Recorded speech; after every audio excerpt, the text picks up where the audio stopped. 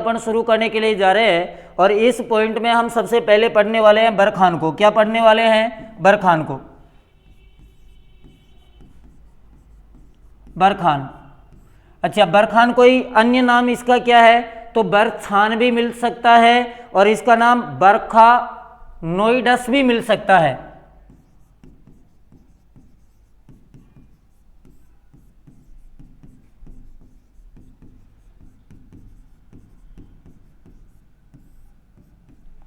ये पूरा इसका नाम है, कोई भी नाम पेपर में आ जाए आपको यही करना है। बरखान।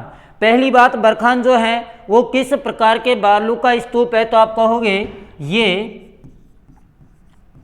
अर्धचंद्राकार, अर्धचंद्राकार बालू का स्तूप है। कैसे हैं? अर्धचंद्राकार बालू का स्तूप है। ठीक है। ये पवनमुखी जो ढाल होता है वो मंद व उत्तल होता है। इनका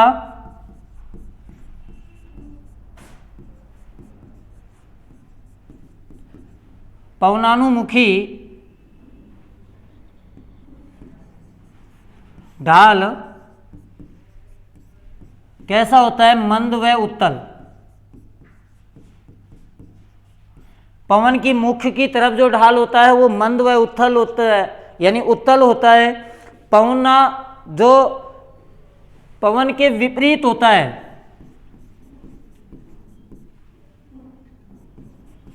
विमुखी जो ढाल होता है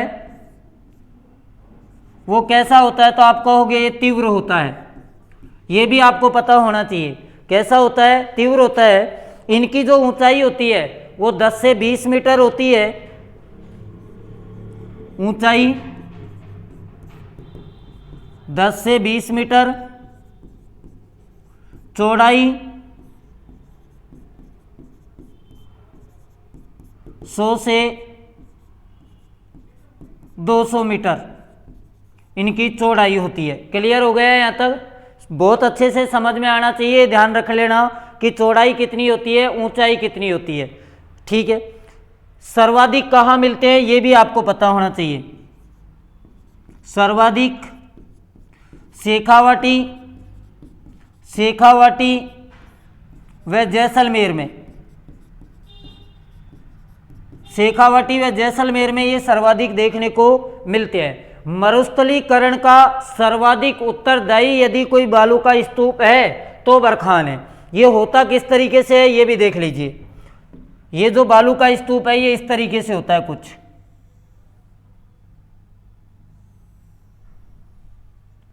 ये कुछ इस तरीके से बना होता है।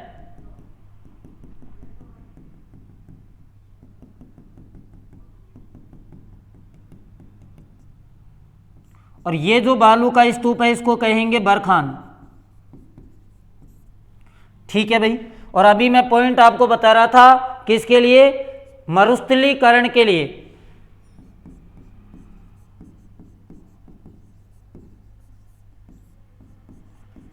करण के लिए उत्तरदायी है। मरुस्थलीकरण के लिए कौन सा उत्तरदायी वो है बालू का स्तूप? तो आप कहोगे बरखान। एक बार जल्दी से स्क्रीनशॉट ले लीजिए और आगे चलते हैं। अनुप्रस्थ जल्दी ले लीजिए।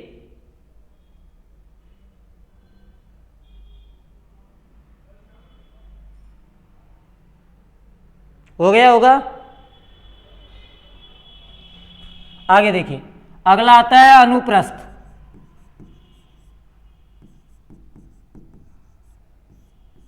अनुप्रस्थ बालू का स्तूप। अच्छा, अनुप्रस्थ बालू का जो स्तूप है भाई ये कैसा होता है? तो हवा के दिशा के समानांतर, हवा की दिशा के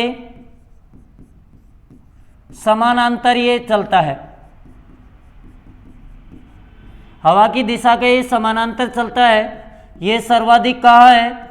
तो आप कहोगे बीकानेर में। बीकानेर में एक आपने रावतसर नाम सुना होगा, रावतसर। और रावतसर पड़ता है गंगानगर में। गंगानगर जो जिला है वहाँ रावतसर जो है ये वायु के दिशा के अनुकूल ही चलते हैं। सॉरी, गंगानगर बोल रहा हूँ मैं। रावतसर है हनुमानगढ़ में, हनुमानगढ़, ठीक है। और गंगानगर में है सूरतगढ़, सूरतगढ़ गंगानगर, सूरतगढ़ गंगानगर। यहाँ ये सर्वाधिक पाए जाते हैं अनुप्रस्थ बालू का स्तूप, ठीक है, क्लियर हो गया होगा। मुख्यतः ये बीकानेर संभाग में पाया जाता है। किस तरीके का होता है वो भी मैं आपको बता देता हूँ। ये जो बालू का स्तूप होता है कुछ इस तरीके से होता है।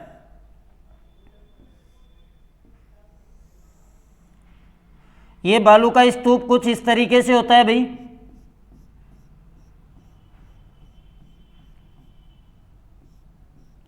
ठीक है। और इसका नाम क्या है तो आपसे पूछ लिया जाए तो आप कहोगे ये अनुप्रस्थ है। क्लियर हो गया होगा, अब कहीं कोई दिक्कत नहीं आई होगी अनुप्रस्थ में भी।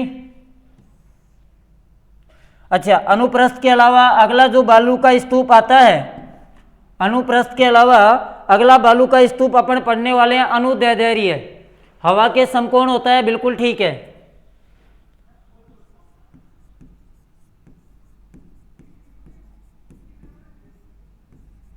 अनुदैर्ध्य बालू का स्तूप, यहां से कोई न कोई प्रश्न आ ही जाता है भाई एग्जाम में। अच्छा, अनुदैर्ध्य बालू का स्तूप का मतलब क्या होता है? कौन सा बालू का स्तूप ऐसा होता है जिसको हम अनुदैर्ध्य कहते हैं? हवा के समानांतर दिशा में बनने वाला जो बालू का स्तूप होता है वो तो समकोण दिशा में बनता था। अच्छा, मैंने समानांतर लिख दिया क्या? देखो माफी चाहूंगा, ये गलती हो गई है ना। ये समकोण बनता है। कैसा बनता है? समकोण। देखो बोलने में गलती हो गई, शायद मैं बोल सही रहा हूँगा, लिखने में हो गई होगी। और ये बनता है हवा के दिशा के समानांतर, हवा के दिशा के समानांतर। माफी चाहूंगा भाई, गलती हो गई थी एक जगह, दोबारा सुन लेना। फिर बता रहा हूं, अनुप्रस्थ जो बालू का स्तूप है यह हवा के दिशा के समकोण में बनता है, ठीक है। पवन की दिशा लंबवत या समकोण होती है अनुप्रस्थ में, बिल्कुल ठीक है। लेकिन अनुदैर्ध्य जो बालू का स्तूप है यह हवा की दिशा के समानांतर बनता है, ऐसे चलता है, इसी तरीके से रेंगता हुआ, ठीक है। और ये सर्वाधिक जो है जैसलमेर में, सर्वाधिक कहाँ है? अनुदैर्ध्य अगर सर्वाधिक किसी जिले में पाए जाते हैं तो आप कह सकते हो जैसलमेर जिले में। किस तरीके से ये बनते हैं वो भी आपको पता होनी चाहिए। ये कुछ इस तरीके से बनते हैं और यह हवा की दिशा के समानांतर चलते रहते हैं, ऐसे चलते रहते हैं। और ऐसे बालू का स्तूप को हम अनुदैर्ध्य कहा जाता है। क्योंकि आपको चित्र से और क्लियर हो जाएगा तो एक बार स्क्रीनशॉट आप ले लीजिए। क्लियर है? हाँ, सर्वाधिक की मैंने बताया जैसलमेर, वैसे बाड़मेर के कुछ हिस्सों में है, जोधपुर में भी कुछ पाया जाता है। आगे देखिए, अगला जो बालू का स्तूप अपन पढ़ने वाले के लिए है उसका नाम है ईर्ग। क्या नाम है? ईर्ग। अगला बालू का स्तूप है जिसको अपन कहेंगे ईर्ग। अच्छा, ईर्ग के बारे में आपने सुना होगा,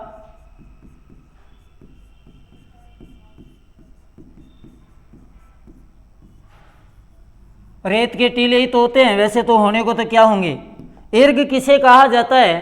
तो ईर्ग भी सर्वाधिक एक तो जैसलमेर जिले में है, हाँ, सर्वाधिक जैसलमेर जिले में जो है वो ईर्ग होता है, ठीक है। और ईर्ग जो होता है वो जमीन के नीचे होता है लगभग, सर्वाधिक जैसलमेर जिले में। और वो तो देखो जमीन के ऊपर था। ईर्ग क्या होता है? इस तरीके से होता है, ये अंदर ही अंदर चलता रहता है, ठीक है। ईर्ग के बाद में अपन पढ़ेंगे हम्मादा। क्या होता है? ईर्ग के बाद में पढ़ेंगे अपन हम्मादा।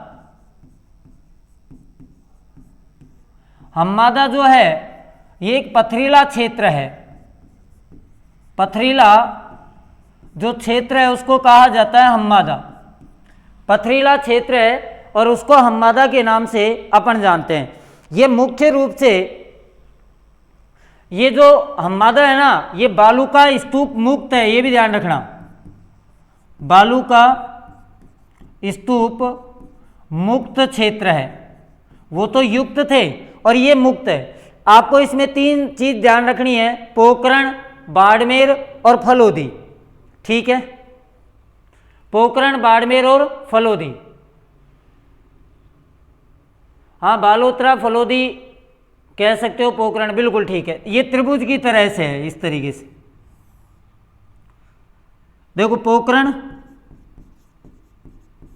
बालोतरा और फलोदी, और इसके बीच जो पथरीला क्षेत्र है ना, ये जो पथरीला क्षेत्र है, इसको कहा जाता है हम्मादा। क्या कहा जाता है? हम्मादा कहा जाता है। ठीक है, हम्मादा क्लियर हो गया होगा। एक बार जल्दी से स्क्रीनशॉट ले लीजिए। एक होता है रेग। अच्छा, रेग क्या है?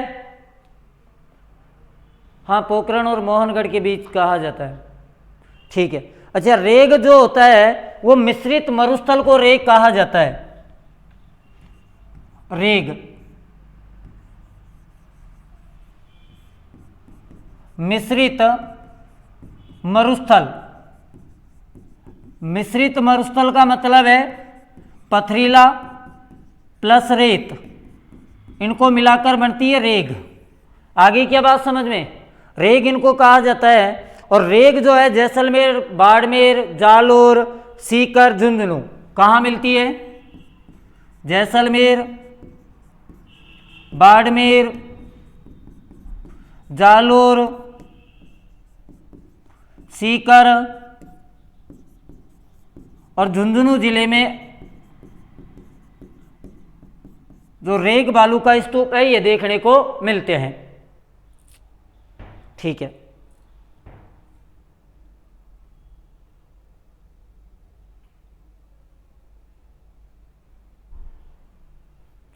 दो वर्ड आपने एग्जाम में देखे होंगे, धोरे और धरियन। हाँ बिल्कुल ठीक है प्रियल राठौड़, 2 वर्ड देखे होंगे, धोरे और धरियन। धोरे जो होते हैं रेत के बड़े बड़े बालू का स्तूप को धोरे कहा जाता है, जबकि अगर अपन धरियन की बात करते हैं तो गतिशील जो बालू का स्तूप है उनको धरियन कहा जाता है। मैं लिख देता हूं यहां पर कंफ्यूजन ना हो। धोरे और दूसरा वर्ड है धरियन। धरियन जो है गतिशील बालू का स्तूप है। एक एग्जाम में पूछा हुआ है। और धोरे जो है बड़े बड़े रेत के टीले, बड़े बड़े रेत के जो टीले होते हैं उनको धोरे कहा जाता है। ये लो जी, यहां से भी अगर प्रश्न आएगा तो वो भी गलत नहीं होना चाहिए। दोनों में क्या अंतर है ये पता होना चाहिए। एक आपने सुना होगा सीफ, एक आपको याद नाम पता होगा जिसको अपन कहते हैं सीफ। किसे कहते हैं जल्दी बताइए? सीफ। सीफ बालू का स्तूप, बालू का स्तूप। सीफ जो बालू का स्तूप है जी, ये कैसा होता है? इसकी पहली बात तो आकृति किसके समान होती है? आकृति जो है वो किसके समान होती है? सीफ की। और ये किसका प्रकार है? प्रकार तो ये अनुदैर्ध्य का है, अनुदैर्ध्य का प्रकार है। अनुदैर्ध्य का प्रकार है। इसकी आकृति जीव के समान होती है। किसके समान होती है? जीव के समान होती है, ध्यान रखना। ठीक है। एक आपने बालू का स्तूप का नाम सुना होगा, मरहो। एक बालू का स्तूप है जिसका नाम है मरहो।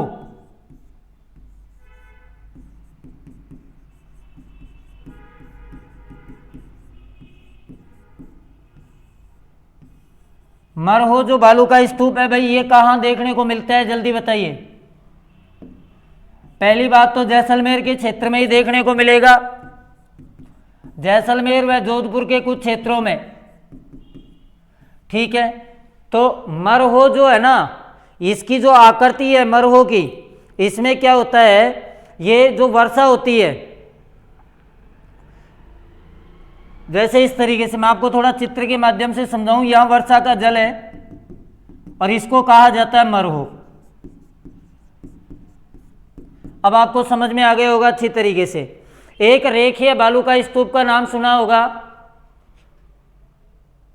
एक रेखीय बालू का स्तूप का नाम सुना होगा।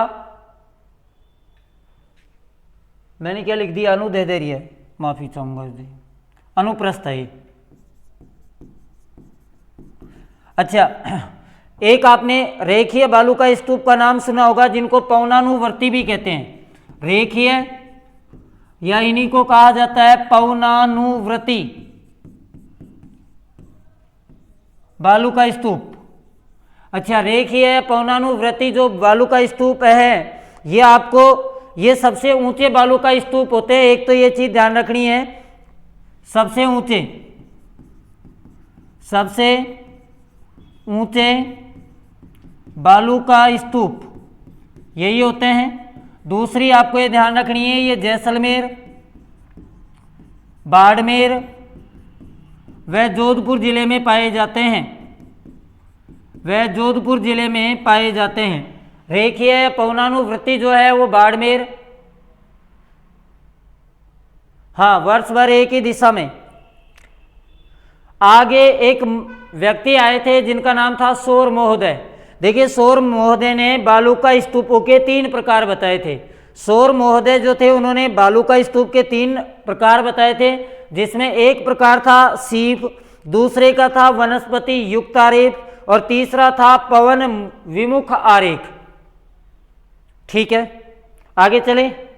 ये आपके पूरे राजस्थान में जितने भी जो बढ़ते हैं, हालांकि ये क्या बोलते हैं अपन, सीप सौर महोदय के अनुसार भी है, जिसमें एक तारा बालू का स्तूप है, तारे के समान होता है। एक नेटवर्क बालू का स्तूप है जो नेटवर्क की तरह ही होता है। एक अवरोधी होता है जो एक पेड़ होता है, पेड़ के पास आकर रुक जाता है, यानी अवरोध करता है। ठीक है। अच्छा, एक बालू का स्तूप का आपने नाम सुना होगा जो हेयर पिन के समान होता है। हाँ, ठीक है। और तारा बालू का स्तूप जो है ना, जैसलमेर के मोहनगढ़, पोखरण और सूरतगढ़ में, मोहनगढ़ से पोखरण जो आप बता रहे थे ना, मोहनगढ़ से सूरतगढ़, वो तारा बालू का स्तूप है, ये भी ध्यान रखना। ठीक है। नेटवर्क जो बालू का स्तूप है ये रोहतक से हनुमानगढ़ तक है, यानी हरियाणा से हनुमानगढ़ तक। अवरोध बताई दिया। एक सब्र काफी जो होते हैं जो पश्चिमी राजस्थान में होते हैं, बिल्कुल पैराबोलिक, ठीक कह रहे हो। पैराबोलिक जो होता है वो महिलाओं की हेयर पिन की तरह होता है। एक इंसेल वर्ग भी होता है, और जो इंसेल वर्ग जो होता है एक चट्टान होती है, खड़ी चट्टान, ये सांबर झील के आसपास पाया जाता है इंसेल वर्ग। ठीक है भाई, ये आपके पूरे जो थे क्या थे, तो बालू का स्तूप थे, ध्यान रखना है।